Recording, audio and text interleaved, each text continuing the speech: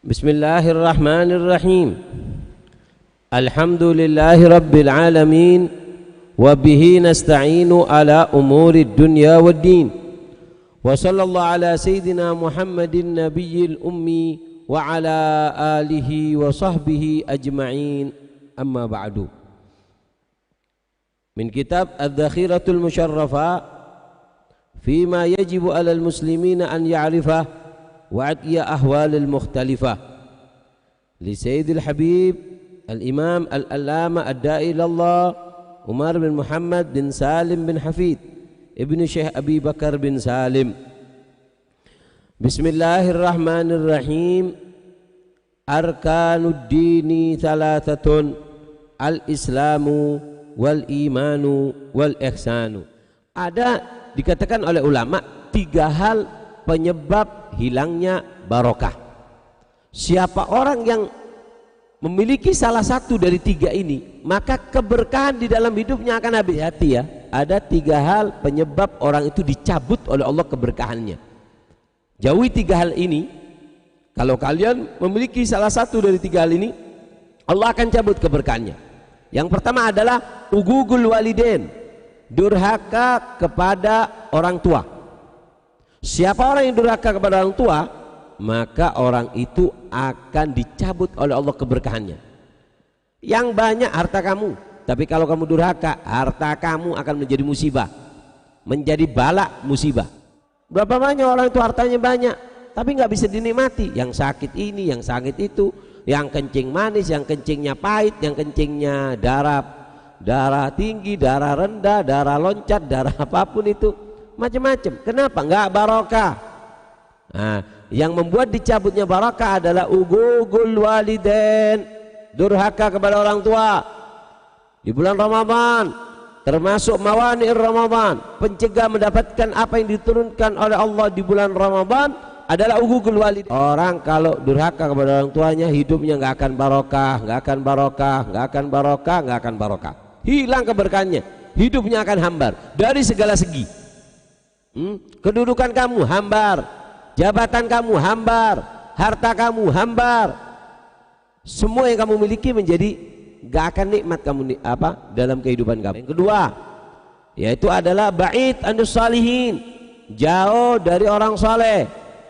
Sekaya apapun kamu, kalau kamu jauh dari orang saleh, maka kamu tidak akan ada keberkahan di dalam hidup kamu.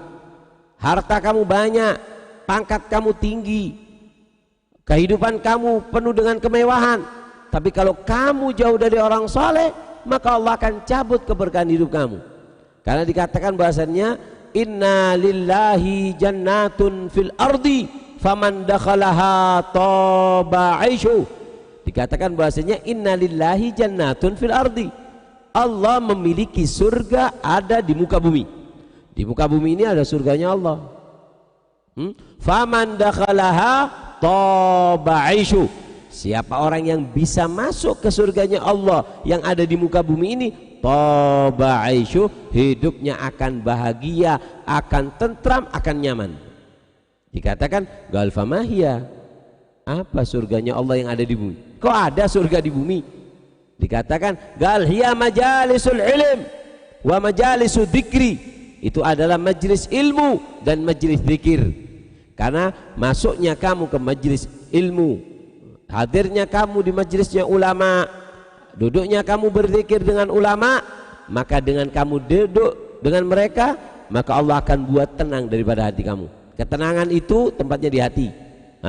Maka dikatakan ala bidzikrillah tatmainnul qulub.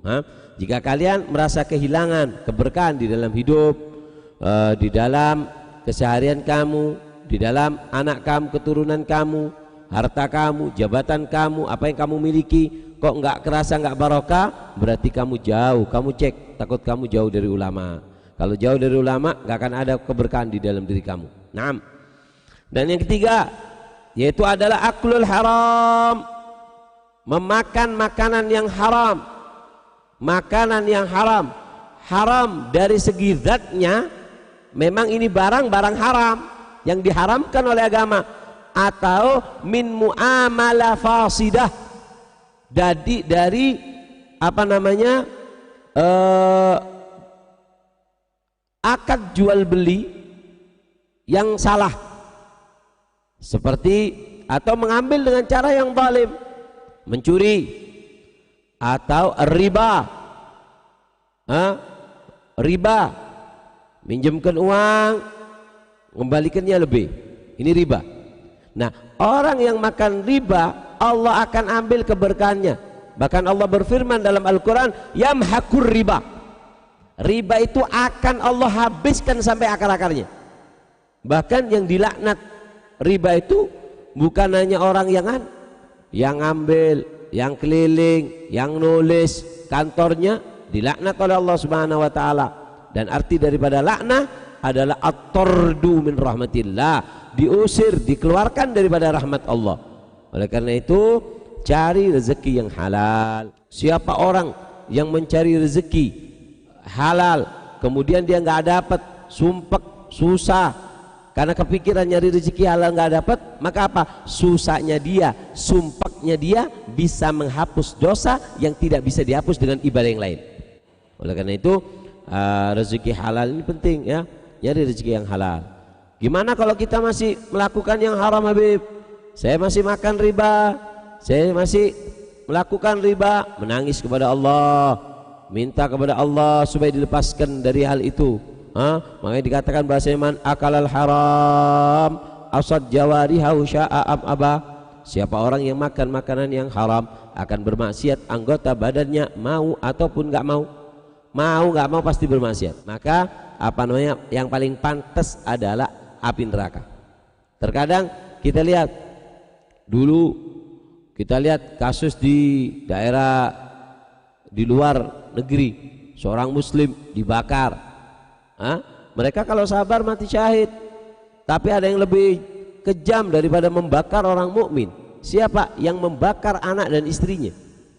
Bagaimana bisa orang membakar anak istrinya? Naam, dengan memberikan uang haram, hasil riba, hasil curian, hasil melakukan muamalah yang salah diberikan kepada anaknya, diberikan kepada istrinya. Maka apa? Maka ini suami telah menjerumuskan anaknya dan istrinya untuk dibakar di api neraka selama-lamanya. Kalau api dunia dibakar berapa menit sakit kemudian mati, nggak mungkin sakit lagi. Tapi kalau orang memberikan makanan haram kepada anaknya, maka dia seolah-olah mendorong anak istrinya ke neraka selama-lamanya. Makanya di Hadramut kalau suaminya mau kerja diantarkan oleh si istri. Ketika diantarkan sama si istri sampai di depan pintu, si istri mengatakan, wahai suamiku, kalau cuma lapar aku kuat, tolong jangan kau masukkan barang haram ke rumah ini. Kalau kau pulang nggak bawa harta, aku masih bisa sabar.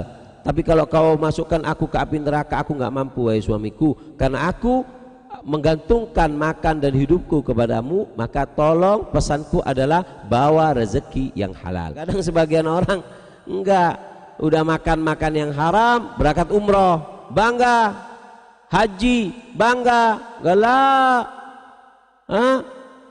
Wa ta'atum miman haraman yakulu mithlu bina'in fauqa maujin yujalu. Orang yang ibadahnya dengan menggunakan makan yang haram seperti orang yang bangun di tepi laut, naruh pondasi dianu sama ombak, ditabrak ombak, hancur lagi, nggak ada gunanya. Maka dikatakan orang yang ibadah haji atau umroh dengan menggunakan uang yang haram, maka malaikat di pintu Ka'bah mengatakan bahwasannya la labbaik wala sa'dik. Siapa yang undang kamu? Ada apa kamu kesini? La labbaik, nggak ada panggilan buat kamu, wala sa'dik, dan nggak ada keberuntungan bagimu. Kenapa? Bimalil haram. Oleh karena itu tiga hal yang membuat orang itu dicabut oleh Allah keberkahan.